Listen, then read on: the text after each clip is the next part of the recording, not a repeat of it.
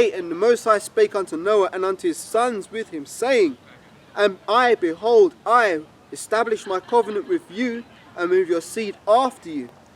Yep, and jumping down, it says verse 12, and the Most High said, this is the token of the covenant which I make between me and you and every living creature that is with you for perpetual generations.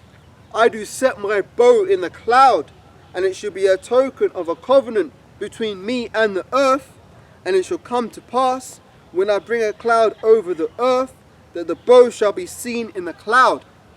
And I will remember my covenant which is between me and you and every living creature of all flesh, and the waters shall no more become a flood to destroy all flesh, and the bow shall be in the cloud, and I will look upon it, that I may remember the everlasting covenant between the Most High and every living creature of flesh that is upon the earth.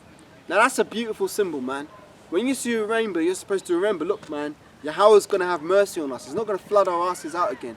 But what did they do? They take that symbol of purity and they defile it with their fucking dirty ass ways, man. They defile it. I mean, it's like everything Esau puts his hand to, he has to fuck up, man. Everything. Nothing is sacred to this man. And that's why, may Yahweh Hashem Yahshai bring great judgment upon this sack of shit, man. Because we can't live like this anymore, man.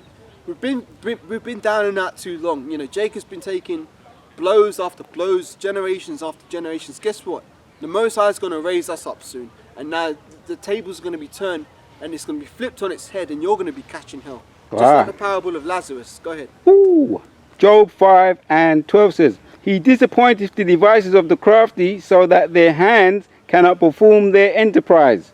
He taketh the wise in their own craftiness, and the counsel of the fraud is carried headlong. That is beautiful. You said it just before I read it. You actually said the scripture. It's funny. Oh, I didn't even it's all realize. spiritual, man. Just flowing in the spirit. Yeah. But yeah, Esau, man, fuck you, man. You done too much, man. You done too much. You done. It's like in them Western films, right? They get it where the man would draw a foot in the line with his sand, and like if you're bad, you cross the line. I mean, they do that in flipping in. My dad tells me, you know, in Jamaica as well. That's kind of like if you're gonna fight someone. Make a line in the sand. If you're a bad man, step over the line and you get the fight, right? The Most High drew the line in the sand. We got the laws, statutes, and commandments. He told him straight up, okay, do this, you live, do this, you die. Esau's done past that line and done 100 miles further on. This guy knows no limitations to this man's wickedness, man. Nothing is off limits to this guy. Therefore, the balance is going to have to be made. And the balance that's going to be made is when Yahushua destroys him and sets up a kingdom of righteousness in which the elect, Lord willing we be of that number, will be the governing body. Now this is the point. All the little trials that we face in our individual lives day to day, they are all part of making us worthy to be the judges of the kingdom to come. It's like every day there's a lesson to be learned from it. It's like when you're reading a story, when you get deep into it, you could say, well, what's the moral of the story? Because, you know, when you're watching a film or you're reading a book, there might be a surface level story which seems like, okay, well, the story's about this guy went to the shop and he stopped a mugger from a woman having her purse stolen and that's the end. No. Usually there's something called a subtext. So when you get a bit deeper, you think, well, what's the subtext? What's the moral of the story? So therefore, right now, all of the elect are being prepared for the job that they're going to be doing in the kingdom, which is government. That's why when we see wickedness now, it's supposed to vex our soul. And we're supposed to think in our heads, hang on a minute, the Bible says in this precept that that's wrong. And you see something else that's wicked, and you're like, nah, the Bible says in this precept that that's wrong. So we're constantly being trained. This is like a training process where we're being, the Most High is day to day, it's like, okay, as we brought out earlier, did we say that today or was it yesterday? It's like I get confused. The Most High last week. No, because I was out yesterday. Oh yeah. It's like basically, the Most High seals the instructions in man's head in deep sleep and slumberings of the night. Let me get it. Because I think I was speaking about this yesterday. Right, because there's no such thing as free will. Just get this quickly.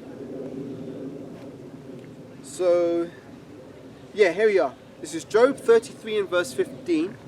And it says, in a dream, in a vision of the night, when deep sleep falleth upon men, upon slumberings upon the bed, then he openeth the ears of men, and sealeth their instructions, that he may withdraw man from his purpose and hide pride from man. Right? So basically, when you're asleep, the Most High seals the instructions of everything you're going to do in the day to come. So what I'm basically saying to you is this. Every day, the Most High set up a lesson for you to learn. Right. And when you're going about your day to day, something might happen, you'll be like, oh, and you remember a precept. That's all part of the training process. Right. Because what you're being trained is to be a good judge. A judge in the kingdom to come. So when you see these situations happen, it might be something that you actually physically experience yourself, or you might see something else happen in the truth. Like maybe you're watching the Apostles video and they talk about a scenario, and you learn that lesson. That's basically preparing you for the role of being a wise judge in the kingdom to come, if Lord willing you be of the elect. You got a precept? Yeah, this is Psalms 2 and 10. It says, "Be wise." Psalms chapter 2 and 10 says, "Be wise now, therefore, O ye kings, be instructed, ye judges of the earth. Serve Yahweh with fear and rejoicing and with trembling." Khan, that's beautiful. Talking about, if I can add something. Yeah, go ahead. Yeah, be wise now, therefore, O ye kings, be instructed. You talk about ye judges of the earth. So, experience brings wisdom, doesn't it? That's right. That's beautiful. You can't have wisdom without experience, because wisdom without experience is just plain knowledge. Now, knowledge is good, but sometimes you need the experience to be able to correctly apply the knowledge in wisdom. Right. Now, Salakia for a moment. I'm just looking at that cloud behind us. It looks like a strange cloud. You see the outline? Yeah, I can see it. Yeah. It just caught my attention because none of the other clouds look like that. So it's interesting to see. You never know. Angels are watching. But yeah, so... We do know they are. They're always watching. Yeah. I know what you mean though. Yeah. What was I reading before that precept? I just forgot. Oh yeah, Job, deep sleep in the night. Oh yeah. Slumberings upon the bed. Yeah, so we're basically being prepared for the job of being a wise judge in the kingdom to come. Because with judgment, like anybody can judge, right? But not everybody can judge with wisdom. And experience gives you the right balance and able to be a righteous judge. You got something more? Yeah, I got another one. This is Proverbs 4 and 18 says, "But the path of the just is as the shining light that shineth more and more unto the perfect day." Last one. "The way of the wicked is a darkness. They know not at why they stumble." That is a beautiful precept. Read that again, Baba Kasha. Yeah, Proverbs 4 and 18 says, "But the path of the just is as the shining light that shineth more and more unto the perfect day." Yep, keep going. "The way of the wicked is as the darkness. They know not at why they stumble." Yep, and I want to tie that back to what I was saying about Babylon being the land of confusion. The wicked know not at what they stumble. There's so many stumbling blocks set up in Babylon intentionally by Esau to confuse the people, to the point where now you have hour-long debates on TV about whether trans athletes should be allowed to compete in women's sports. Why do you need an hour-long debate to come to a conclusion on that? And at the end of the debate, there's still nothing resolved. So they keep going round and round in these circles about something that is so trivial and simple. And it's a great example of folly being set in great dignity. Now, my point in saying this is this: how can a kingdom that is divided against itself stand? It cannot. So let's say you was to disregard all the other precepts, all the other prophecies, and just look at this fact alone. You've got people who are at odds with each other, whether trans athletes should be real women and real women should be separate. The kingdom is divided. It can't stand up, man. They're fucking up your head if you... Exactly. It's Satan against Satan. Yeah. Now let's look at another thing. I was talking about just a minute ago, you mentioned about the rulers. Not everybody can be a wise judge. I put a video in the chat the other day about this president of the Philippines saying, well, after this date everybody has to take the stabbing jab, and anybody who doesn't will be confined to their house, and if they leave their house, the police will escort them back to their house, and if they don't want to take it, they can care for while I die. Those are his words, right? The president of the Philippines. Yeah, So I know that saying, motherfucker. Yeah, he's basically saying, well, and he sat there with his fucking slack jaw and his flipping bent ass posture, man. Oh, they can die for all I care. Who the fuck? How can? And again, Duterte. Sorry? President Duterte. I remember him from back. He's a character, that guy. Yeah. Right. Now, if you look at this logically, let's look at this logically. Let's put the scriptures aside for a moment. This guy is supposed to be the ruler of the people, right? But he's up there saying, well, they can die for all I care. Does he care about his people? Is he really for his people? No. So how can you sit there and be like, oh, well, I'm shocked that this guy's saying this, because he's done showing his horns, man. You know, the wise shepherd giveth his life for the flock. You know, he don't care for the flock. Just a fucking puppet ass leader doing the wicked will of his slave master Esau, thinking that he's going to be on the winning team. Yeah, been paid off, man. Man. A lot of these guys who have sold out to Esau, man, especially like, who's that stupid fool singing that song, Vax That Ting Up? Oh yeah. And they drug his ass up on the TV for him to get his fucking 5 minutes of fame. Juvenile. Yeah, nobody's taking his ass seriously. They've just pulled his ass out. That guy, he's made enough people fucking get fall down to adultery. That guy, that song, the first one he made, and he done a remix to it. That was an adulterous song in the 90s, you know. Well, there you go. Listen to like, this guy's career was finished, right? This guy wasn't doing shit. He's sitting there in his fucking dirty ass boxing shorts or whatever. Gets a phone call out of the blue. Yeah, this is Esau. We want to use you to push this agenda. Oh, how much? Oh, well, yeah, we'll give you some money. Oh yeah, I'll do it. Man jumps up, makes this stupid song. Then they drag his ass on the breakfast TV news. Yeah. The guy is so dumb. He don't even know what to say. And nobody's taking his ass seriously. But guess what? He's doing the bidding of his slave master. They're making mockery of the guy. Yeah. They was mocking him when they was in. Exactly, they were taking him seriously. Yeah. They think we're idiots, man. Reprobates. And this is the thing. Where's it going to get him? Is his career going to be revived now? No. You know what I mean? So why did you sell out? What did you gain, man? Matthew 16:26. For what shall a man gain if he gain the world but loseth his own soul? Or what shall a man give in exchange for his own soul? You done sold out, man. And to all you celebrities who have taken the bag and you're there trying to promote Esau's stab and jab, like I mentioned Lenny Henry, Floella Benjamin, all these fucking carcasses, dead ass bones, dragged up from the 80s, right? They finally dragged them out of their... Esau dug up their graves, got a crowbar, bust open their coffin, like, oh, we need you to push this agenda. Now they're like, oh, yay! And they went out and then they get knighted, and they think they're part of the establishment now, so they're pushing these wicked ass agendas. And even for you lower level, like they call him fucking Sir Lenny Henry. Sir. Oh yeah. He sold out. He was man. Big in the 80s too. He was big, man. Yeah, and what did he do? Him and Frank Bruno. You remember? You heard of Frank Bruno? I know Frank Bruno. Yeah. Right, Harry? You know what I mean? Yeah. They love all that shit, man. Well, this is the thing, right? It's cricket, innit? Yeah. You know what I mean, Harry? That's what he used to say, Frank Bruno. But Frank Bruno... He's our Harry, innit? That's what Frank Bruno. He's our Bruno. Yeah. He was married to a white woman. He was all into the English thing. But you know, look at that backfired on his ass. He was married up to that woman. Then a woman once. She called police on him. What? She called police on him, innit? Because he was acting the fool. He was probably running around chasing after her in the bedroom, innit? Well, this is the thing. What happened? The big black man. What happened to Bruno was that his wife left him, and then he started getting bugged out. Yeah. He's got mental health problems now. And I don't want to speak bad about that because I'll put it out there. I've got mental health problems myself. But now, what black man, according to the white man and the white woman, what black man hasn't got mental health issues according to them?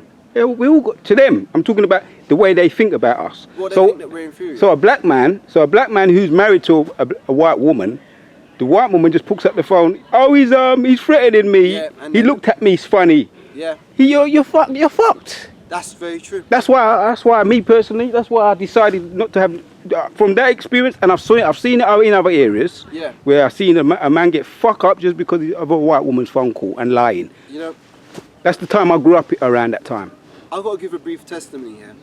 There was some time years ago where I was dealing with a woman who was actually she might have been an Asherite, but she looked like an Edomite, but her father was from Ecuador, but she looked like an Edomite.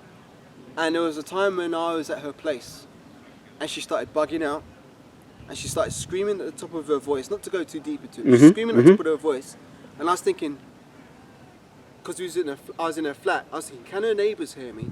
And if they hear her, they're going to think, oh, there's this black guy in the house. You see, you know, subconsciously you already knew. And I was thinking to myself, if the police come into the situation, they're not going to stop to ask what's going on. I'm going to be on the floor in handcuffs, taken to the police station. It's going to be her word against mine. So what the Spirit told me to do is to get up out of that place, man. Yeah. Get up out of that place because only wickedness could have come from that. And she knew what she was doing. She knew by shouting she knew by shouting at the top of her voice she'd get attention. And that's what a lot of women do. Like in the street, I've seen altercations in the street where the woman starts shouting at the top of her lungs, and all these guys, these white knights, come out of the woodwork trying to defend her, and they don't even know what's going on. So you've got to be careful when you're dealing with these women. A guy that I know, I speak to him up to this day. Me and him talk. You know, he's on his way out of this place. So he says. But anyway, he says that he was with a woman because he was into his woman. He was into his woman thing, like most of us, right? And he said he was round a woman, Edomite woman's house, and he dealt with her once, and the second time she wanted some more. Yeah. She wanted seconds, and he said, I think he was on another. He had some other ideas, and she said, if you don't, I'm going to open the window and I'm going to shout at the top of my lungs. And he didn't, right? And she opened the window and she said, rape, rape. He told me from his own mouth what happened. Yep. This is around the 80s. Yep. So these are the kind of things my older brothers. These are the things that I was around, and I've always had that in the back of my mind. Yeah. You know. If I may just add to what I said before as well on the same topic, that time when that happened, when she was raising her voice and acting all ill and stuff, and the Spirit told me, you know what, leave. I never went back. That was the last time I ever went to a place, because I didn't feel safe, man. Because when they see you as a black man, you're always the villain. Yeah. You know what I mean? It's like, oh well, it's this black man. Like the other day, was it last year when that guy was bird watching, and that woman was walking her dog. Yeah. And she tries to call the police. I'm going to call the police, and there's a black man and he's threatening me. Yeah. That's all they need to say. Those are the key words. Black man threatening, and that's your ass, man. That's your ass. But how did we get onto this topic anyway? We were talking about... we said Frank Bruno. Oh yeah, Lenny Henry. Oh, all these sellout celebrities, yeah, who are basically promoting this stab and jab. They got blood on their hands, man. They got blood on their hands. How the fuck do they sleep at night? Well, you know what, man? They probably sleep very well, because they're getting their flipping payoff from Esau. They've got their Judas, bag, and they've probably done all kind of wickedness behind the scenes anyway to get to that position. Because ain't nobody gonna come up and be on TV like that, and they ain't done some dirt to sell out to get a sign off from Esau. It just doesn't happen, man. So like when you see these celebrities, you got a lot of people, they get starstruck. Yeah. You shouldn't be starstruck, man, because these people. That's why, like, when you look at it, when you really look at it, why is it always that the most perverse people get to the highest positions? The people who are the most reprehensible, the people who have the lowest moral integrity. Why is it that they're always getting ahead, and that the person who's supposedly righteous never gets ahead? It's because they've all sold out, man. When you see these celebrities on the TV and they're dancing and they're doing their thing, know for a fact that there's more that they've had to do off camera to get to where they are than you know. And he was very funny, man. Lenny Henry was very, very funny. Yeah. Shalom. Shalom. I'm good, man. For what? Jump in whenever you're ready. Yeah, Lenny Henry. This is the thing, man. So he made a lot of his fame off of being a flipping a coon. Degrading himself, like a court jester. Yeah, that's it. Yeah. He's up there being a court jester for Esau and the BBC. Then he was doing that thing, was it Comic Relief, right? Where they said that, oh, we're going to help people in Africa and we're going to sell these stupid red noses and we're going to give them this and we're going to give them that, right? Now all of a sudden he's on doing these things saying, yeah, and I would encourage anybody to take the stab and jab, and it will help save lives and it will help save your family, and if you really care about your grandma, you should get the stab and jab. He's there and he's pushing this thing, but you're not a medical professional. Why is his video, well, I know he only made one thing, I think he only made one short film, but why is his stuff not being struck down for medical misinformation? Because he's not a doctor. So why should people listen to him? And the thing is, the guy ain't even relevant anymore, man. And here's another one. He was married to that woman, Dawn French, innit? And she divorced his ass. She got the money. She got what she wanted, didn't it? Yeah, but Frank Bruno now, that's a sad case, because the dude took his beating in the ring, right? Yeah. And as soon as he went on top of him, or now his wife went and left him, now the guy's messed up. Psychologically, he's done, man. Mentally, he's done. Some people say Tyson might have took away the last screw that was in there. It wouldn't surprise me, man, but I mean, you know. It's just sad, man. And again, also Chris Eubank too. Chris Eubank was. What, did his wife left him? Yeah, she divorced him. She with a white woman now, innit? His wife. A white man. No, Dawn French is with a white woman, but. What? She's with a white. Yeah, she lesbian. Dawn French lesbian. She left him for a white woman. that would mess anybody up, man. I didn't know that. Yeah. But again, it shows how these Dirty ass Edomites, man. Boy, man. What did they? And this is the thing: when you're on top, everybody wants to be for you. But as soon as your time at the top starts to dip, then women jump in shit, man. Yeah, ain't they for you know, for the they long know, run. man. They know how to play the game because it's their kingdom, innit? Yeah. So let me just read this one again, right? So this is 2 Peter 3 and verse 6. And turning the cities of Sodom and Gomorrah into ashes, condemn them with an overthrow, making them an example unto those that after should live ungodly. And that ties into Dawn French. You just said that she's on the flipping, what do they call it? Carpet munching team. Yeah, Les thing, yeah. Right? And it says, and yes, so as an example to them that after should live ungodly, and deliver just Lot, vexed with the filthy conversation of the wicked. So again, that proves that Lot was righteous. He was of an Israelite. He was an Israelite. He was righteous soul, and he was vexed day to day with the filthy conversation of the wicked.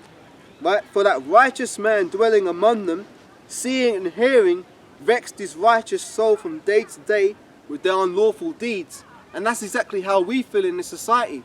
Which is why when they're up now saying, trying to fucking threaten us and trying to scare us, saying, if you don't do this, we're going to come to your house, we're going to come in, we're going to round you up, and we're going to take you somewhere. Fuck you, Esau, man. We ain't scared of you, man. We ain't scared of you because we hate this place. We understand that right now we're not alive. Our lives are hid. So what have we got to lose? That's why you can't beat us, man. You can't beat us, first and foremost, because this is the will of Yahweh Hashem Yahweh Shai. But secondly, how do you beat a man that's got nothing to lose? Like, all these celebrities that have sold out to Esau, they did it because they wanted to gain something. And once they gained something, they became afraid to lose that thing which they gained. Yeah. Us, we haven't gained anything except this truth, right? And you can't take this truth from us, unless only Yahweh can take this truth from us if he blocks our mind. But Lord willing, now we've got this truth, we're clinging to it fast. So everything else you try and offer us, like, let's say Esau came with, like, some guys came up and they offered us £15,000 or £2 million. It says, okay, guys, we've heard you. We're going to offer you 15 million a year to stop preaching and stop teaching. Do you think he could stop us from doing that? Well, right now I'd say no. Obviously, if someone's bugged out, they'd be like, yeah, I'll take the bag. But no, you can't stop us because even if we did take that money, what are we going to spend it on in this world? Once you're a wise man, like buying clothes or... why do most men buy clothes? To try and impress women, right? Well, if you understand that Isaiah 4 and 1 says that 7 women shall take hold of one man, right? If you understand that, you don't need to flipping be buying clothes to try and impress women, or buying expensive perfumes, or buying women gifts. All that stuff's folly. It's of the world. So basically, how can someone of the world try and take someone who is not of the world and bring them back into the world? It just, you know what I mean? It's not going to happen. It goes back. Yeah, it can't. It goes back to John 17, which I was reading before. I'll just read it quickly again. Right, John 17, verse 15. I pray that thou shouldest not, I pray not that thou shouldest take them out of the world, but thou shouldest keep them from the evil, for they are not of the world, even as I am not of the world. So therefore, Esau's whole thing is about carnality and worldly shit.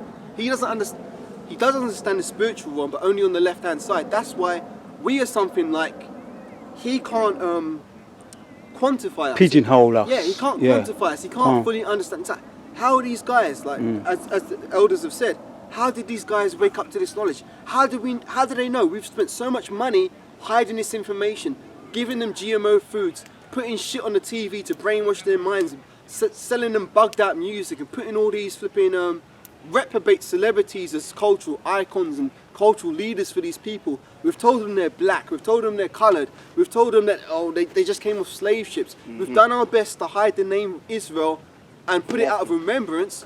How on earth are these people now raking up